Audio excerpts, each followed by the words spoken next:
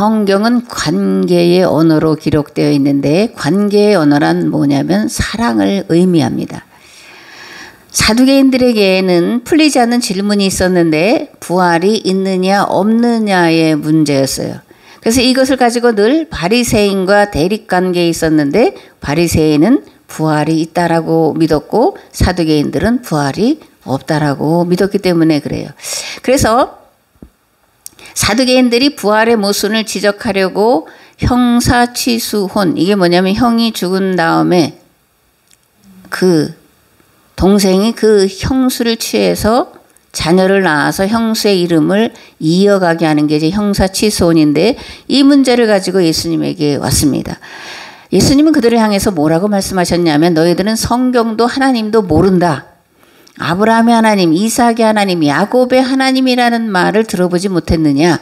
그러므로 하나님은 죽은 자의 하나님이 아니라 살아있는 자의 하나님이시다. 이렇게 말씀을 하셨고 이 말씀을 들은 군중들은 이 사두개인들의 어리석음에 대해서 뭐 이렇게 그죠? 조롱하고 그래서 망신을 당하게 됩니다. 사두개인들이 이렇게 망신을 당했다는 소식을 듣고 바리새인들이 신이 나서 우리는 예수님을 망신시킬 수 있어 이런 생각을 가지고 이제 질문 하나를 가지고 와서 물었습니다.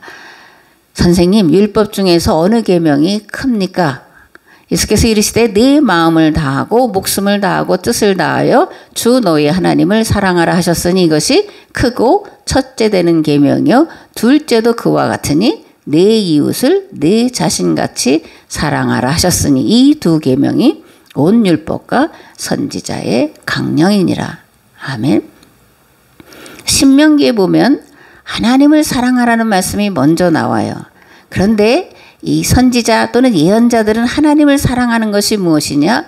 나라와 민족과 백성을 하나님의 말씀으로 돌아오게 하는 거다. 이렇게 말씀하고 있는 것을 보는데 그래서 예수님이 율법과 선지자의 강령이 서로 사랑하는 거다. 이렇게 이제 말씀해 놓고 있는 겁니다. 아멘. 이 말씀은 마태복음 22장에 있는 말씀인데 계명 중에 어느 계명이 제일 크냐라는 질문에 예수님이 뭐라고 그러셨다라는 거예요? 하나님을 사랑하고 이웃을 사랑하라. 이렇게 이제 말씀을 하셨다라는 겁니다. 근데 이제 이 말씀을 문자대로만 보면 사랑에도 순서가 있는 것처럼 보이죠. 왜냐하면 먼저 하나님을 사랑하고 그 다음에 이웃을 사랑하라고 기록되어 있기 때문에 그런 건데 그런데 요한 1서를 보면 우리가 하나님을 먼저 사랑한 것이 아니라 하나님이 우리를 먼저 사랑하셨다라고 말씀을 하고 있어요. 이걸 보면 그죠? 마태복음 22장에 있는 것을 요한 1서가 이제 순서를 뒤바꿔 놓은 것처럼 이렇게 보여지는데 요한 1서에 이렇게 돼 있습니다. 사랑은 여기 있으니 우리가 하나님을 사랑한 것이 아니요 하나님이 우리를 사랑하사 우리 죄를 속하기 위하여 화목제물로 그 아들을 보내셨습니다. 사랑하는 자들아 하나님이 이같이 우리를 사랑하셨은즉 우리도 서로 사랑하는 것이 마땅하도다. 어느 때나 하나님을 본 사람이 없으되 만일 우리가 서로 사랑하면 하나님이 우리 안에 거하시고 그의 사랑이 우리 안에 온전히 이루어지느니라. 우리가 사랑함은 그가 먼저 우리를 사랑하셨음이라. 아멘. 하나님은 사랑이시죠. 그죠? 하나님은 사랑 그 자체십니다. 그렇기 때문에 먼저 우리를 사랑하실 수가 있는 거예요. 그러나 우리는 먼저 다른 사람을 또 하나님을 사랑할 만한 존재가 될 수가 없다. 저는 그렇게 생각합니다. 왜냐하면 자기 자신을 사랑할지는 몰라도 다른 사람을 사랑할 만한 본성 또는 마음의 자세가 되어 있지 않기 때문에 그렇습니다. 그러면 우리는 어떻게 하나님을 마음을 다하고 뜻을 다하고 목숨을 다해 사랑할 수 있고 또 내 이웃을 내 몸처럼 사랑할 수 있을까라는 건데 내 안에 하나님의 사랑으로 충만하게 채워졌을 때 비로소 하나님을 사랑할 수 있고 이웃을 내 몸처럼 사랑할 수 있게 된다라는 겁니다. 아멘.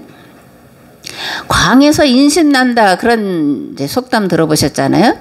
내가 먹고 살 만큼 넉넉해야 다른 사람을 도울 여유도 생기는 거지 내 집 광은 텅텅 비어 있는데 다른 사람을 돕는다라는 것은 말이 안 되는 소리다, 이런 얘기인데, 이런 면에서 사랑도 마찬가지다, 이렇게 생각을 하는 거예요. 즉 먼저 내 안에 예수 그리스도의 십자가 사랑으로 가득 차 있어야 비로소 남을 사랑할 수 있게 되는 거지, 내 안에 예수 그리스도의 십자가 사랑이 없으면서 남을 사랑한다라는 것은 말이 안 된다라는 겁니다.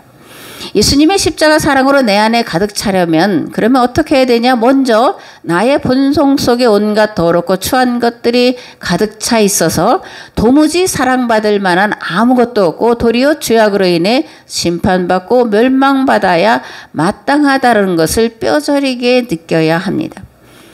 그리고 하나님 앞에 나아가 말할 수 없는 탄식을 엎드려 죄를 자복하며 철저하게 회개해야 합니다. 그러면 예수 그리스도의 대속의 은혜가 크게 다가오게 되고 사랑받을 수 없는 자를 사랑하신 하나님의 사랑을 힘입어 하나님을 사랑하고 이웃을 내 몸처럼 사랑하는 데까지 이를 수 있게 되는 겁니다. 아멘.